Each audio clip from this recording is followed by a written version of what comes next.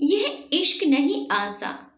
नमन New York अपने business meeting के लिए गया था और अब वहां का सारा काम खत्म करके आज इंडिया लौटा था। नमन मुंबई एयरपोर्ट पर इंतजार कर रहा था अपने ड्राइवर का, क्योंकि उसके ड्राइवर ने बोला था कि वो एयरपोर्ट पिक करने के लिए आने वाला है। काफी टाइम हो गया था, लेकिन वो नहीं आया और ना ही उसका कॉल लग रहा था। कुछ देर बाद नमन का फोन भी स्विच ऑफ हो गया, क्योंकि चार्ज नहीं था। इंतजार करते करते बहुत टाइम हो गया था, तो नमन ने सोचा कि वो टैक्सी से ही चला जाए। फिर वो अपना सारा सामान लेकर एयरपोर्ट से बाहर निकला और टैक्सी की राह देख रहा था कि कोई आए। तभी एक टैक्सी आते देख नमन उसे हाथ दिखाकर रोका और जैसे ही बैठने गया तो एक लड़की दूसरी साइड से टैक्सी में बैठ गई। नमन ने कहा कि ये टैक्सी उसने रोकी है। तो वो बोली, तो क्या हुआ, बैठी तो मैं पहले ना, आप दूसरी टैक्सी ले लो। नमन ने उससे फिर कहा कि आपको किधर जाना है। उसने कहा, मैं कहीं भी जाऊं, आपको उससे क्या मतलब। उसका ये जवाब सुन के नमन को थोड़ा गुस्सा आने लगा। एक तो मैं कब से इंतजार कर रहा हूं, ड्राइवर नहीं आया मेरा, और ये इधर मुझसे बहस कर रही है। फिर नमन भी टैक्सी में बैठ गया और बोला, भैया चलो। वो लड़की ज्यादा कुछ नहीं बोली। आगे चल के उसका घर आ गया तो वो नमन से पहले ही उतर गई और नमन आगे निकल गया टैक्सी में। फिर जब नमन को प्यास लगी तो वो पानी पीने के लिए पीछे वाली सीट से पानी की बोतल लेने गया, तो देखा उधर एक छोटा सा हैंड पर्स था, जिसमें एक पैन कार्ड, आधार कार्ड और एक छोटी सी डायरी थी। वो पर्स उस लड़की का था। नमन ने ड्राइवर को बोला कि देखो, ये उस लड़की का पर्स इधर छूट गया है, तुम इसे पुलिस स्टेशन में जाके जमा कर देना। फिर वो ड्राइवर बोलने लगा कि नहीं साहब, मैं नहीं पढ़ना चाहता ये पुलिस के चक्कर में। वो 10 सवाल पूछते हैं, बार बार पुलिस स्टेशन बुलाते हैं। मैं ठहरा एक ड्राइवर, दिन भर गाड़ी चला के कुछ पैसे कमाता हूँ। अगर पुलिस स्टेशन के चक्कर काटता रह गया तो खाऊंगा क्या। साहब, ये काम आप ही कर दो, आप पुलिस स्टेशन जाके जमा कर देना। फिर नमन ने सोचा, ठीक है, मैं एक जिम्मेदार नागरिक होने के कारण ये तो कर ही सकता हूं। फिर नमन घर आ गया। नमन ड्राइवर को उसका भाड़ा देकर उतर गया। नमन के घर में नमन के अलावा उसके मम्मी पापा रहते हैं। नमन से मिला, उनका हाल चाल लिया और पूछा कि ड्राइवर क्यों नहीं आया एयरपोर्ट पर मुझे लेने। तो माँ ने बताया कि रास्ते में गाड़ी खराब हो गई, तो उसने तुम्हें कॉल किया, लेकिन तुम्हारा फोन स्विच ऑफ था। तो उसने घर पर कॉल करके बताया कि वो गाड़ी ठीक करवाने के लिए जा रहा है। नमन ने कहा ठीक है और अपने कमरे में चला गया आराम करने। जब नमन शाम को सोकर उठा तो अपना कमरा ठीक करने में जुट गया, जो कि बहुत बिखरा हुआ था। तभी नमन को उस लड़की का पर्स दिखा जो उसे गाड़ी में मिला था। नमन ने उसे खोला तो उसमें डायरी थी। उसे निकाल के देखा, उसमें कुछ फोन नंबर लिखे थे। उनमें एक नाम था नीतू। नमन ने उस नंबर पर कॉल किया और उससे बोला कि मुझे एक पर्स मिला है गाड़ी में, जिसमें ये डायरी है। उसमें तुम्हारा नाम है और एक पैन कार्ड और आधार कार्ड भी है। उसने पूछा कि आधार कार्ड पर नाम क्या है। नमन आधार कार्ड पर नाम देखता है और बोला, अनीशा। तो सामने से वो लड़की बोली, हाँ, ये मेरी दोस्त का पर्स है। वो मुझसे बोली थी कि उसका पर्स कहीं खो गया है, मैं उसे बता देती हूँ और आपका नंबर भी दे देती हूँ, वो आपको कॉल कर लेगी। नमन ने कहा ठीक है। थोड़ी देर बाद एक नंबर से कॉल आता है। फोन उठाते ही सामने से एक लड़की बोलती है, मेरा पर्स आपके पास है। नमन ने कहा, आप कौन।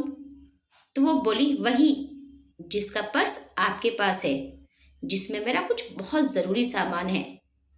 नमन ने कहा, हाँ मेरे पास है, तुम उसे टैक्सी में भूल गई थी। वो बोली, हाँ, कल आप मुझे डेली कैफ में मिलकर उसे लौटा सकते हैं। मैंने कहा हाँ। वो थैंक यू बोलकर कॉल रख दी। अगले दिन नमन कैफे गया उसका पर्स लौटाने के लिए। नमन सही टाइम पर पहुंचा था, लेकिन अनीशा लेट थी। नमन रुका था उसके लिए। कुछ देर बाद वो आई। आज वो बिल्कुल अलग ही लग रही थी कल से। उसके लंबे घने बाल थे जो खुले हुए थे। उसने सफेद और नीले रंग का शलवार कुर्ता पहना था। कानों में सुंदर से झुमके भी थे। नमन उसे बस देखता ही रह गया। वो धीरे धीरे नमन की तरफ चली आ रही थी। नमन का ध्यान ही नहीं था। वो बस उसे देखे ही जा रहा था। फिर वो बोली, हेलो, ध्यान कहाँ है आपका? मैं कुछ पूछ रही हूँ। तो नमन जल्दी से उठ गया और बोला, हाँ आओ, मैं तुम्हारा ही वेट कर रहा था।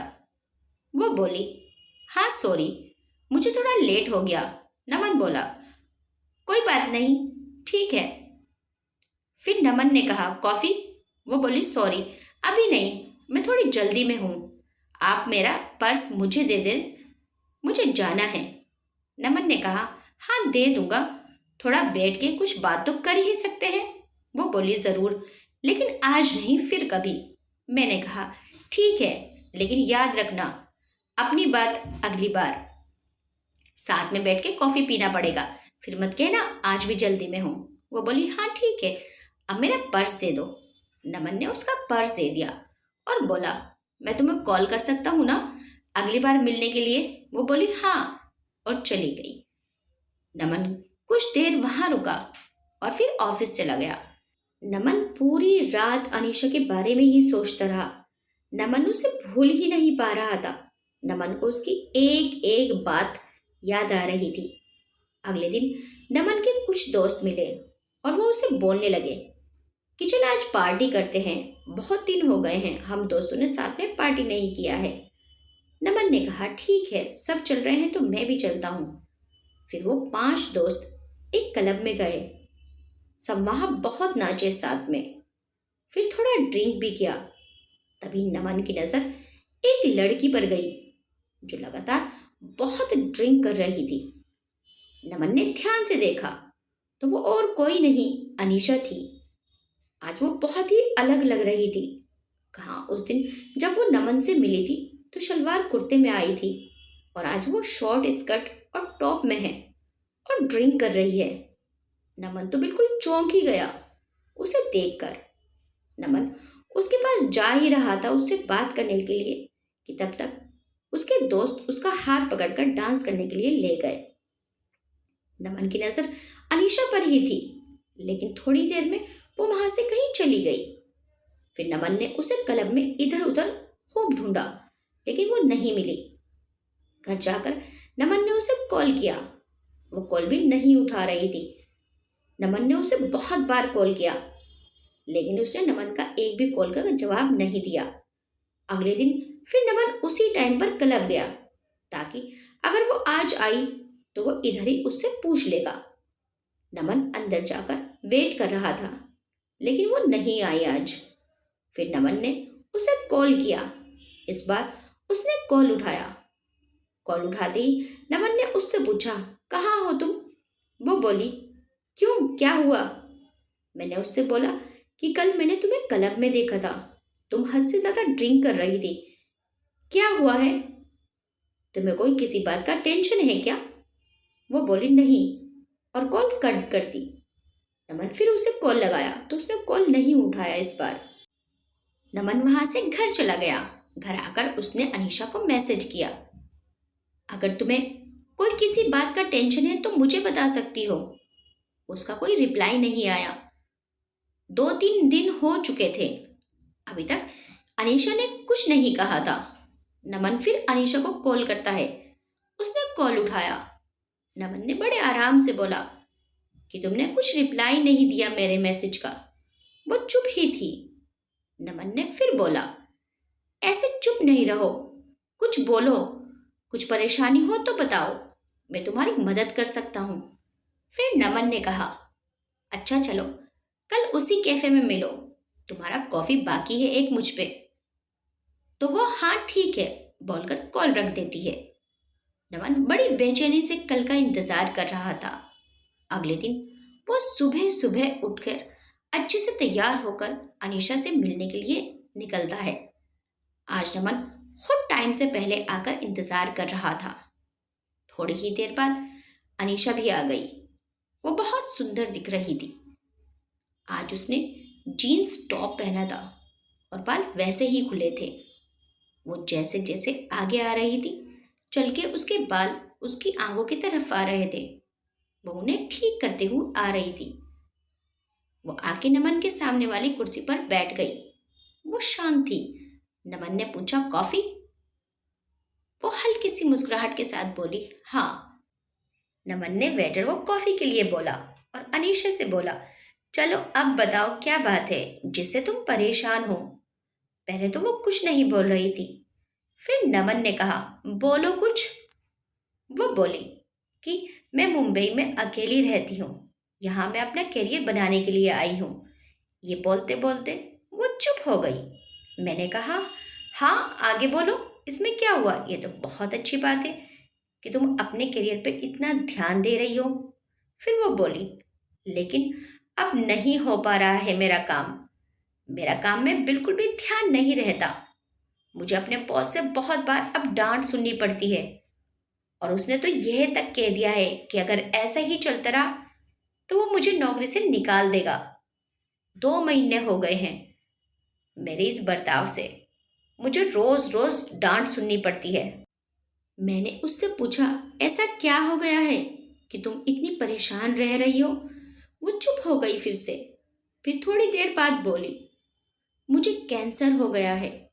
ये सुनकर नमन घबरा गया। आगे वो बोलती रही, 2 महीने पहले मैंने चेकअप करवाया था तो डॉक्टर्स ने बोला कि मुझे कैंसर हो गया है। अभी सेकंड स्टेज पर है। मैं ये सुनकर तब से परेशान रहती हूँ कि कैसे मैं सब करूँगी। मेरा इस दुनिया में कोई नहीं है। बचपन से ही मैं अनाथ हूँ। बस कुछ ऑफिस के दोस्त हैं। मैं ये बात अपने ऑफिस में भी नहीं बता सकती कि अगर बॉस को पता चला तो वो मुझे कहीं नौकरी से ना निकाल दे। 3 महीने पहले ही मेरा प्रमोशन हुआ है। मुझे हेड ऑफ द डिपार्टमेंट बनाया है और यह सब हो गया। मैं अब क्या करूं? कुछ समझ नहीं आ रहा है। ये सब सुनकर नमन ने धीरे से उसका हाथ अपने हाथ में लिया और बोला, तुम अकेली नहीं हो, मैं तुम्हारे साथ हूं। वो चुपचाप नमन की ओर देखने लगी। नमन ने कहा, हाँ तुम सुन रही हो ना? मैं तो उसी दिन से तुम्हें पसंद करने लगा था जिस दिन तुम अपना पर्स लेने के लिए मुझसे मिलने आई थी। ये सुनकर उसने अपना हाथ पीछे कर लिया। नमन ने पूछा, क्या हुआ? हाथ क्यों हटा लिया तुमने? वो बोली, नहीं ये सब ठीक नहीं है। मेरी जिंदगी का ही भरोसा नहीं है और मैं तुम्हें मेरी वजह से कोई परेशानी नहीं दे सकती। नमन उसे प्यार से समझाता है, नहीं तुम मुझे कोई परेशानी नहीं दे रही हो। मैं तुम्हारा ध्यान रखना चाहता हूँ। तुम्हें अपनी जिंदगी का हिस्सा बनाना चाहता हूँ। मैं हमेशा तुम्हारे साथ रहूंगा। कभी तुम्हें अकेला नहीं छोड़ूंगा। वो बोली, नहीं तुम समझो, कल को पता नहीं मैं रहूं या ना रहूं। तुम क्यों खुद को किसी परेशानी में डाल रहे हो? नमन ने उसे बहुत समझाया लेकिन वो नहीं मानी और चली गई। नमन उसके पीछे गया, उसका हाथ पकड़कर उसे रोका और उससे कहा, तुम्हें कभी भी किसी की जरूरत हो तो हमेशा मैं तुम्हारे साथ रहूंगा। और फिर अनीशा चली गई। नमन उससे रोज उसका हाल चाल पूछता था। वो डॉक्टर के पास चेकअप के लिए गई कि नहीं, टाइम पर सब दवाइयाँ ले रही है कि नहीं। उस दिन के बाद नमन ने कभी उसे अकेला महसूस नहीं होने दिया। नमन उसे रोज फोन करता था, उसका हाल पूछता था। 4 महीने हो चुके थे ऐसे बात करते करते। एक दिन शाम को फोन पर बात करते करते अनीशा बेहोश हो गई। नमन उसे पुकारता रहा लेकिन वो कुछ नहीं बोल रही थी। नमन तुरंत उसके घर जाने के लिए निकल गया। उधर पहुंचा तो देखा कि अनीशा के घर पर कोई नहीं था। फिर उसके पड़ोसियों से पूछा तो पता चला वो उसे हॉस्पिटल लेकर गए हैं। मैं तुरंत हॉस्पिटल पहुंचा, इंक्वायरी डेस्क पर उसके बारे में पता किया और उसके रूम की तरफ गया। वहां 2-3 लोग खड़े थे जो अनीशा को हॉस्पिटल लेकर आए थे। नमन ने उनसे पूछा, क्या हुआ अनीशा को? तो वो बोले कि अनीशा अपने घर में बेहोश होकर गिर गई थी। वो तो उसके घर का दरवाज़ा थोड़ा सा खुला था, तो एक बच्चे की बॉल खेलते खेलते उसके घर में चली गई। तो हमने जाकर देखा ये बेहोश पड़ी थी। अनीशा अकेली रहती है, ये तो हम उसे हॉस्पिटल लेकर आए हैं। तभी आईसीयू से एक डॉक्टर बाहर आए और बोले, अनीशा की हालत खराब है, हमें उसका ऑपरेशन करना पड़ेगा। नमन ने पूछा, ऑपरेशन के बाद अनीशा बिल्कुल ठीक हो जाएगी ना? डॉक्टर ने कहा, अभी कुछ बोल नहीं सकते। नमन ने कहा, डॉक्टर आप ऑपरेशन की तैयारी कीजिए और पैसे की कोई फिक्र ना करें। ये सुनकर डॉक्टर चले गए। पूरे 5 घंटे बाद ऑपरेशन रूम से डॉक्टर बाहर आए। नमन जल्दी से डॉक्टर के पास गया और पूछा, अनीशा कैसी है? डॉक्टर ने कहा, ऑपरेशन सक्सेसफुल हुआ और घबराने की कोई बात नहीं है। नमन के जान में जान आई। उसने पूछा, क्या मैं अनीशा से मिल सकता हूँ? डॉक्टर ने कहा, अभी नहीं, कुछ देर बाद। नमन ने कहा, ठीक है। फिर नमन बाद में अनीशा से मिला। वो नमन को देखकर रोने लगी। नमन उसके पास बैठा था। उसने कहा, बोला था ना मैंने, मैं हमेशा तुम्हारे साथ रहूंगा। ये सुनकर अनीशा और रोने लगी। नमन ने उसे चुप कराया और कहा, अभी अभी तुम्हारा ऑपरेशन हुआ है, ऐसे में तुम्हें रोना नहीं चाहिए। हम दोनों बहुत देर तक एक दूसरे का हाथ पकड़कर बैठे रहे। फिर वो दोनों घर आए। नमन उसका बहुत ध्यान रखता था। नमन ने अनीशा के बारे में अपने घर वालों को बता दिया था, तो अब वो अनीशा के साथ ही रहता था, उसका ध्यान रखता था। अब अनीशा पूरी तरह से ठीक हो गई थी। तब दोनों ने शादी कर ली और हमेशा के लिए एक दूसरे के साथ रहने लगे। आपको ये कहानी कैसी लगी हमें कमेंट करके ज़रूर बताइएगा। वीडियो अच्छी लगी तो वीडियो को लाइक शेयर सब्सक्राइब करना मत भूलिएगा। मिलते हैं नेक्स्ट टाइम एक अच्छी सी कहानी के साथ। Till then bye bye.